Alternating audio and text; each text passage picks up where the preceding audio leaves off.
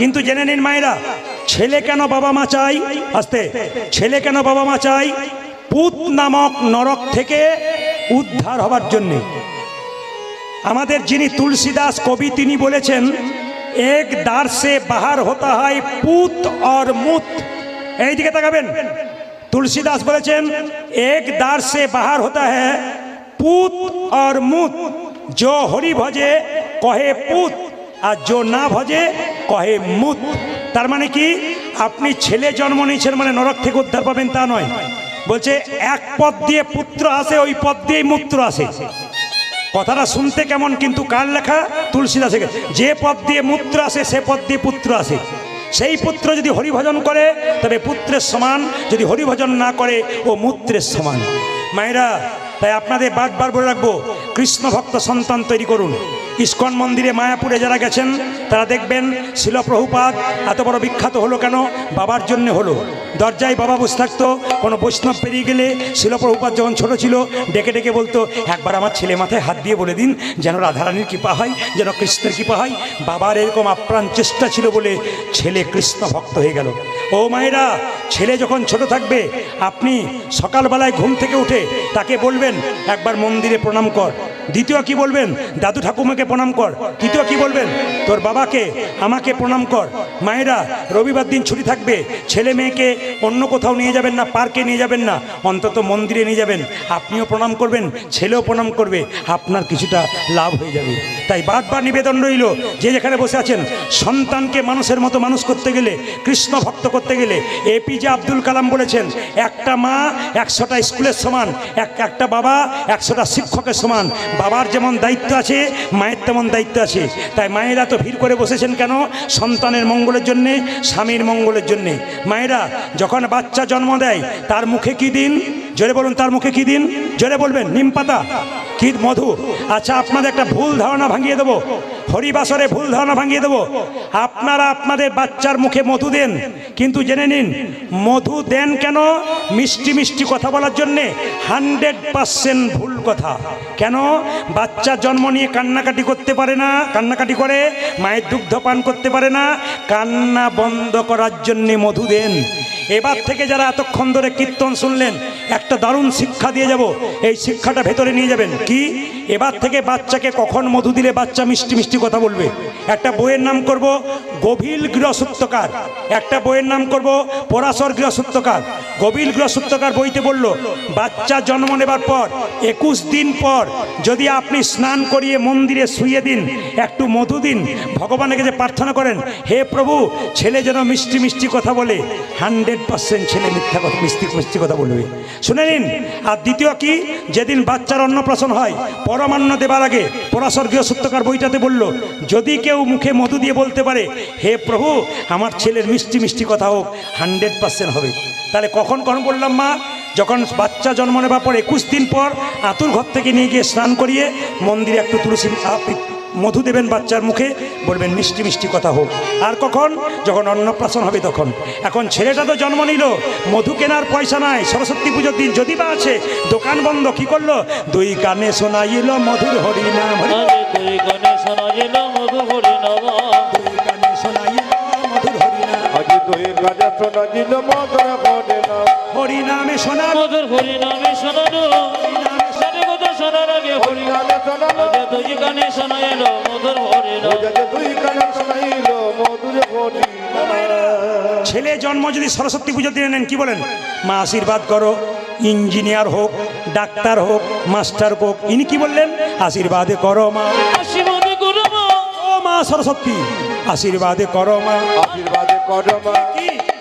যেন ভাগবতী পড়তে পারে, যেন ভাগবতী পড়তে পারে, আশীর্বাদে করো মা। সংকীর্তন গাইতে পারে, আশীর্বাদে করো, যেন সংকীর্তন গাইতে পারে, আশীর্বাদে করো মা। সংকীর্তন গাইতে পারে, হরি হরি হরি, যেন ভাগবতী পড়তে পারে, হরি হরি হরি বলে, সংকীর্তন গাইতে পারে, হরি হরি হরি, যেন ভাগবতী পড়তে পারে, হরি হরি হরি বলে, সংকীর্তন গাইতে পারে, আশীর্বাদে করো মা। দুই কানে শোনাইল মধুর হরিনাম, দুই কানে শোনাইল মধুর হরিনাম। নাম রাখলো কি?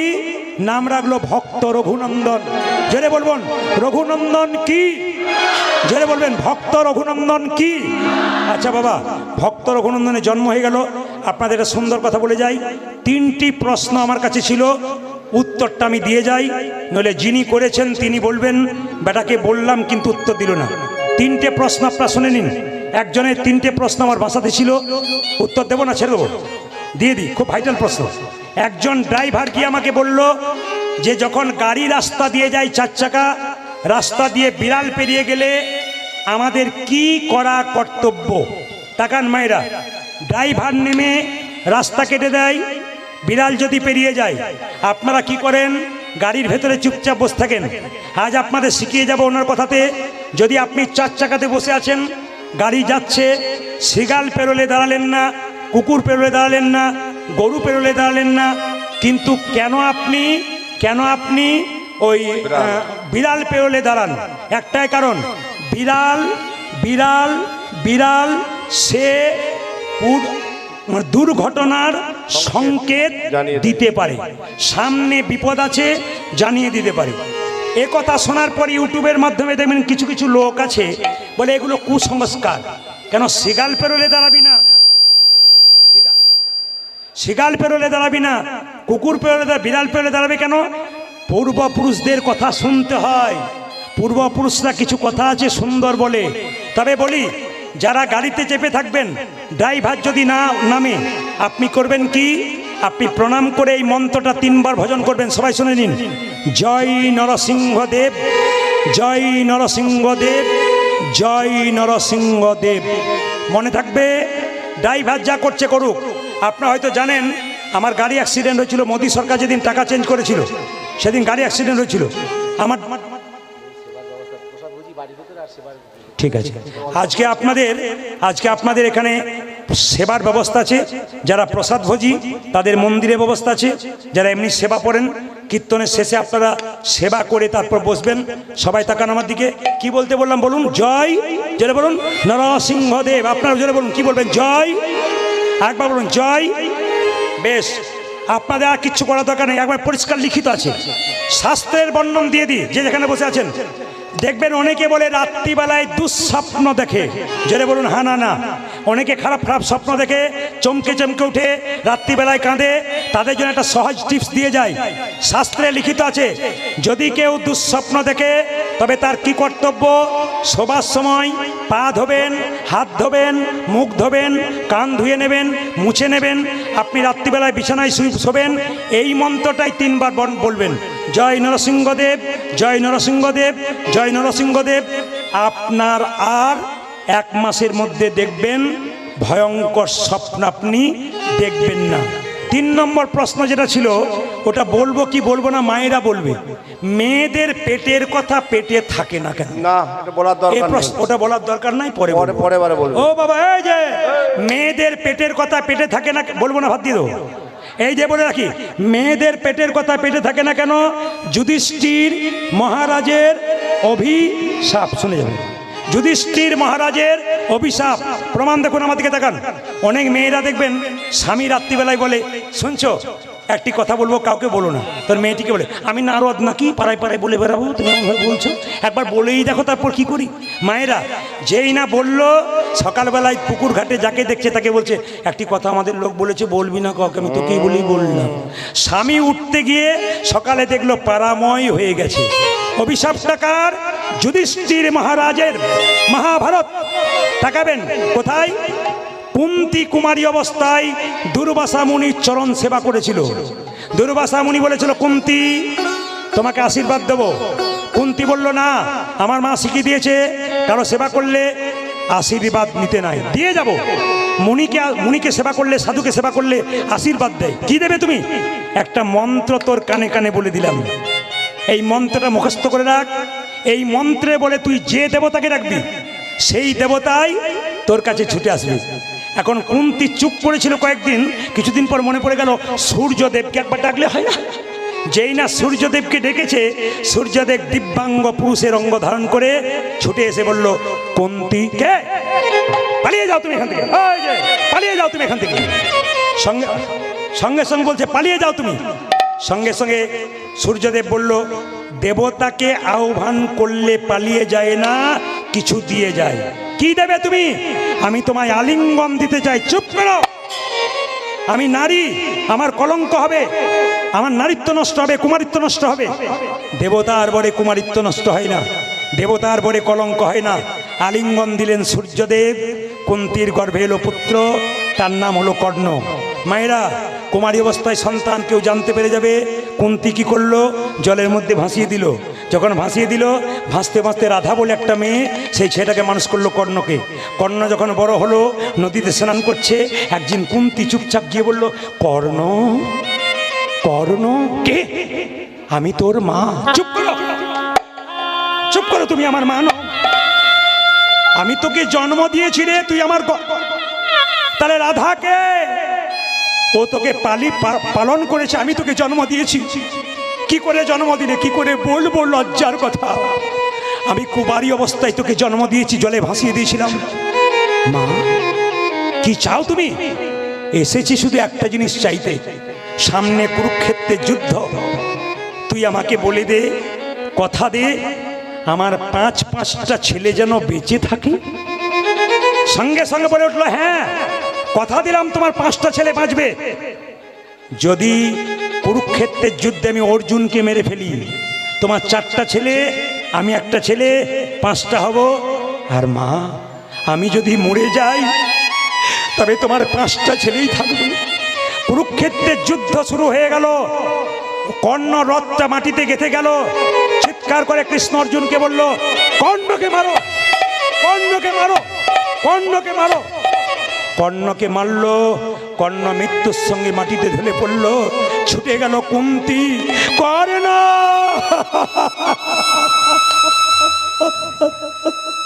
কর্ণ,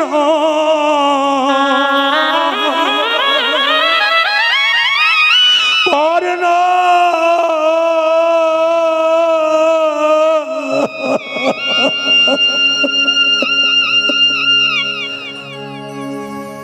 কর্ণকে জড়িয়ে ধরেছে মা। যুধিষ্ঠির মহারাজ চিৎকার করে বলল, মা, এ তুমি কি করছো?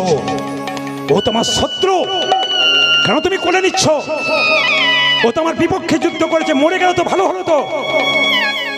কুন্তি কেঁদে কেঁদে বলল, যুধিষ্ঠির, মা হয়ে ভেতরের কথাটা বলতে পারি নাই বাপ।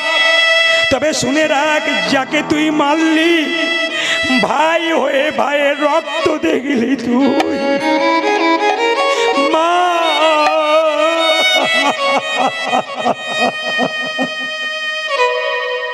তুমি আগে বলনি কেন মা? আমার দাদা, হ্যাঁ, আমি কুমারী অবস্থায় জন্ম দিয়েছিলাম একে, লজ্জায় বলতে পারি নাই। যদি আগে বলতে তাহলে কুরুক্ষেত্রের যুদ্ধে আমি দাদার সাহায্য পেতাম। আমার হাতে দাদা। মা, তুমি যখন এত বড় গোপন কথা ভেতরে লুকিয়ে রেখেছিলে, তোমার উদ্দেশ্যে পৃথিবীর প্রত্যেকটি নারীকে অভিশাপ দিলাম। তোমার জন্যে আজ থেকে পৃথিবীর কোনো মায়ের পেটে তাদের ভেতরের কথা থাকবে না, তারা বাহির করে ফেলবে। দোষটা আপনাদের নয়, দোষটা আপনাদের নয়, যুধিষ্ঠির মহারাজের অভিশাপ। এতক্ষণ ধরে যারা কীর্তন শুনলেন, রঘুনন্দনের জন্ম তো হলো, আপনারা যেভাবে এঁটে সেটে বসে আছেন, কিন্তু আমার মনে হচ্ছে আপনাদের ছাড়তে চাইছি না। কিন্তু 365 দিনের মধ্যে 325 দিন গান আমাকে করতে হয়, সবাই জানি। 325 দিন গান করতে হয়। আমার সিজন আন সিজন বলে কিছু নেই, আপনাদের আশীর্বাদে প্রচুর চাপ আমার, এই জন্য সবাইকে সবসময় ডেট দিতে পারি না। দেবুর ভালোবাসার স্বার্থে লক্ষণ আছে, দেবু আছে, উত্তম বাবু এখানে আছে, অসুস্থ আছেন কোথাও, হয়তো দেখতে পাচ্ছি না। 3 জনের সঙ্গে আমার খুব পরিচয়, আপনাদের সঙ্গে আমার সম্পর্ক হয়ে গেল। শুধু একটা কথা বলতে চাই, মন দিয়ে শুনবেন, অপরের অমঙ্গল কেউ করবেন না, তবে নিজের অমঙ্গল আগে হয়। আবার একটু মহাভারতে যাব, তাকাবেন। কি? শিশুপালের যখন জন্ম হলো, 3টে চোখ, 4টা হাত। শিশুপালের মা কাঁধে করে নিয়ে যাচ্ছে, মাথায় করে জঙ্গলে ফেলতে। আকাশবাণী হলো, মা, ছেলেকে ফেরত নিয়ে যাও। কি করব? রাক্ষস ছেলে বলে ফেলতে এসছো? তোমার ছেলেকে সবাই দেখতে আসবে, এমন একজন দেখতে আসবে যে দেখার সঙ্গে সঙ্গে তোমার ছেলের দুটো হাত একটা চোখ খসে পড়বে, জানবে তারই হাতে তোমার ছেলের মৃত্যু হবে। কে এসেছিল মা? কৃষ্ণ। আমি কেন বলছি এটা আপনারা সবাই জানেন গল্পটা, কেন বলছি শেষ জায়গাটা শুনবেন। কেন বলছি? অপরের অমঙ্গল করলে আগে আপনার হয়, প্রমাণ দেখুন। সঙ্গে সঙ্গে শিশুপাল শুয়ে আছে ভাইয়ের কোলে, কৃষ্ণ এলো, সঙ্গে সঙ্গে একটা চোখ দুটো হাত খসে পড়ে গেল। তার মা জিজ্ঞেস করলো, কৃষ্ণ আমি তোর কে? পিসি। এ তোর কে? ভাই। কথা দে কৃষ্ণ, কি শত অপরাধ করলে ক্ষমা করে দিবি?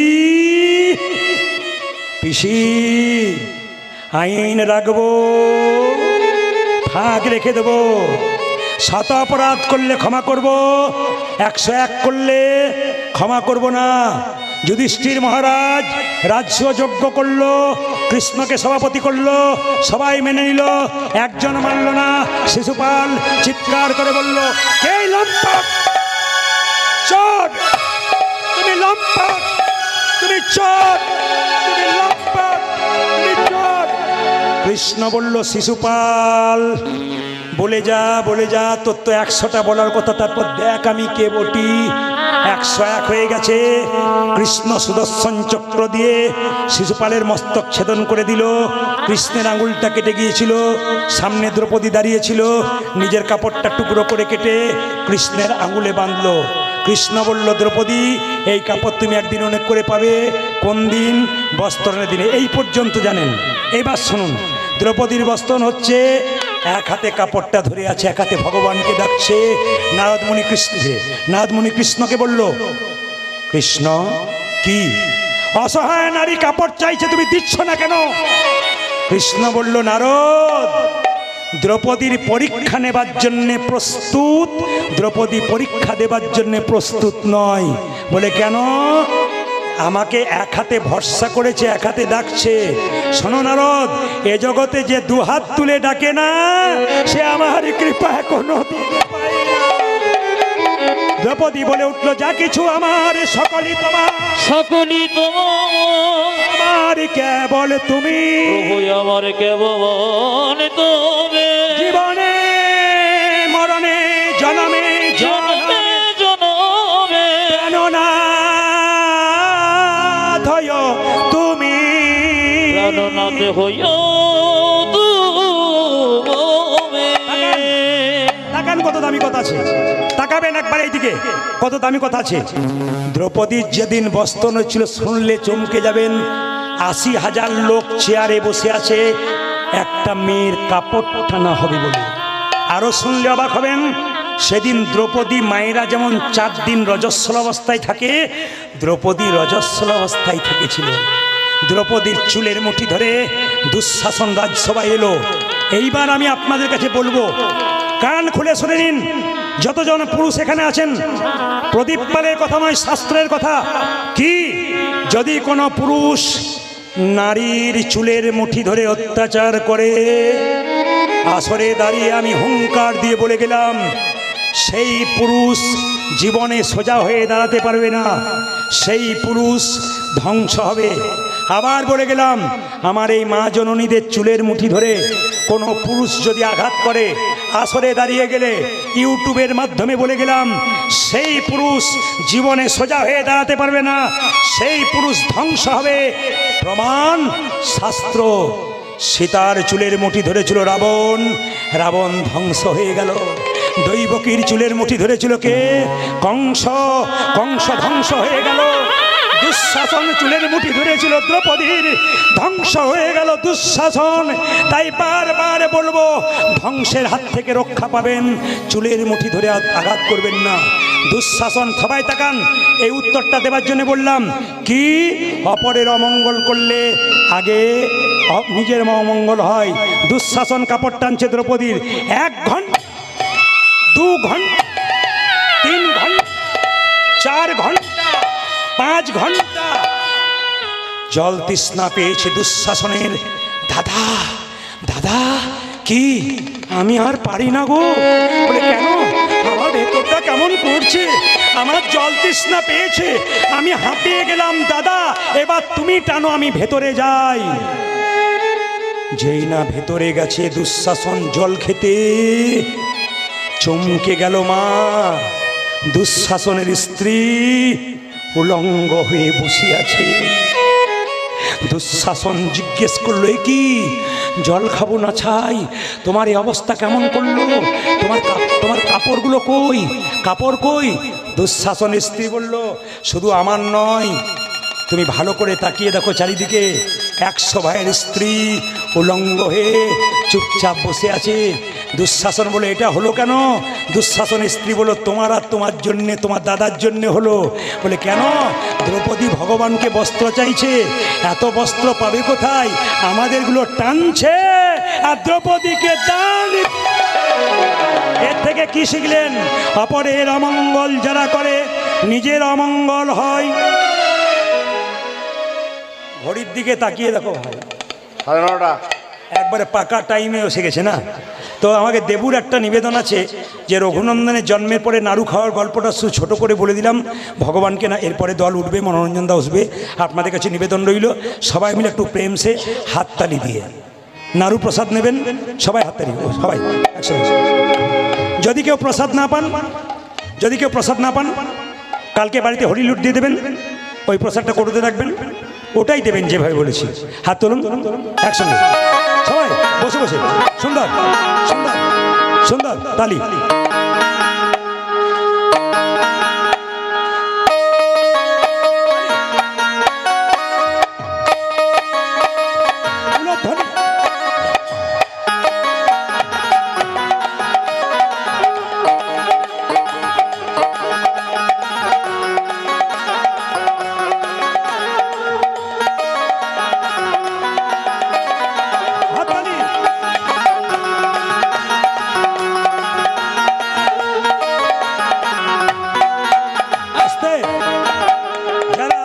যারা প্রসাদ পাবেন, অন্ন পাবেন, সেবা পাবেন, যেমন খাবার আগে হাত ধুতে হয়, প্রসাদ পাওয়ার আগে হাতে একটু তালি দিতে হয়। সবাই মিলে হাততালি দেবেন। আমার ফোন নাম্বার যারা চান ওখানে গিয়ে তাদেরকে বলে দিই নাম্বারটা লোড করে নেবেন।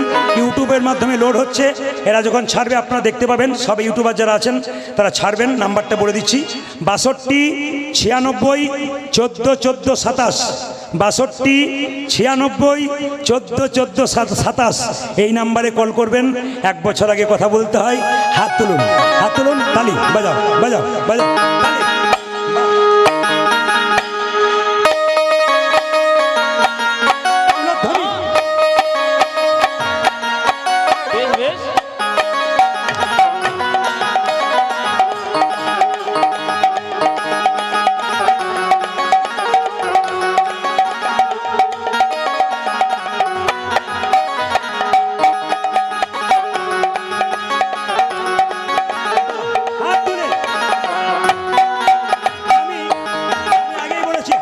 দেবেন কেন, হাতটা ধোয়া হয়ে যাবে। হাত তুলুন। শ্যামল তনু যে হলো আবিরেতে লাল, আবিরেতে লাল, হোলি খেলছে আমার ভজের গোপাল। শ্যামল তনু যে হলো আবিরেতে লাল, আবিরেতে লাল, হোলি খেলছে আমার ভজের গোপাল। আস্তে আস্তে দাঁড়ান, যারা কীর্তন দিচ্ছে তারা ধন্যবাদ তাদেরকে। এখানে হারু বসে আছে সামনে, ওর বাড়িতে আমি কীর্তন করেছি, খুব কষ্টের মাধ্যমে কীর্তন করান। আপনারা সবাই যাবেন, ওর বাড়িতে কীর্তন হয়। সবসে প্রেম সে হাত তুলুন। শ্যামল তনু যে হলো আবিরেতে লাল, আবিরেতে লাল, হোলি খেলছে আমার ভজের গোপাল। শ্যামল তনু যে হলো আবিরেতে লাল, আবিরেতে লাল, হোলি খেলছে আমার ভজের গোপাল। আস্তে, প্রথমে যেমন তালি দিলেন শেষে দেবেন। এই যে সাথে লইয়ে শ্রীদামে শ্রীদামে সাথে ওগো সাথী লইয়ে, সাথী লইয়ে, সাথী লইয়ে সেরাম সেরাম যতন রাখো। এই যে হচ্ছে না, ঠিক হচ্ছে না। হাত তুলুন, হাত তুলুন, দোনো হাত উঠাকে একসঙ্গে, মহাপ্রভু খুশি হবে। সাথে লইয়ে শ্রীদামে শ্রীদামে যতন রাখেন, সাথে লইয়ে তুদাম তুদাম যতন রাখেন, সাথে লইয়ে, হ্যাঁ হ্যাঁ, সাথে লইয়ে, হ্যাঁ হ্যাঁ, সাথে লইয়ে শ্রীদামে শ্রীদামে যতন রাখেন। ওগো সাথী লইয়ে, আহা সাথী লইয়ে, সাথী লইয়ে সেরাম সেরাম যতন রাখো। হোলি আমার ব্রজের গোপাল। আজ শ্যামল তনজ হলো যাবে যেতে না যাবে যেতে না উনি খেলেছে আমার ব্রজের গোপাল যে শ্যামল তনু যে হলো যাবি যেতে না যাবি যেতে না হোলি খেলিছে আমার বজ্র গোপাল রাধারে রং দেবে বলে ধরে। রঙে এই যে, সাজে আবার হাত তুলতে চাই, জোরে হাত তুলুন ও মায়েরা জোরে। আস্তে। ভাবছো বসে চলবে কিসে, তুমি ভাববার কে? যিনি ভাববার তিনি ভাবছেন, তুমি ভাবো তাকে। হাত তুলুন। রাধারে রাধারে রং দেবে বলে ধরিল পিচকারি, ধরিল পিচকারি,